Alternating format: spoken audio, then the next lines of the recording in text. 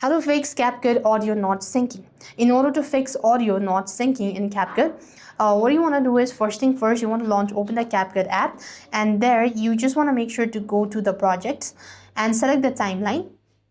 So basically what you want to do is go to the existing project, and there you want to tap the project, and there you could either tap onto the project or you could just go ahead and leave it, and there you have audio, right? You could go ahead and select extract and make sure to select the audio, and here you could go ahead and enhance the audio by adding it to the another timeline as well. And this way you should be able to fix the Capcut audio not syncing. If that's not the case, you could also try fixing the or converting the variable frame rate or footage to constant frame rate as well, and updating the app or using a sync video and audio feature at the bottom of the page.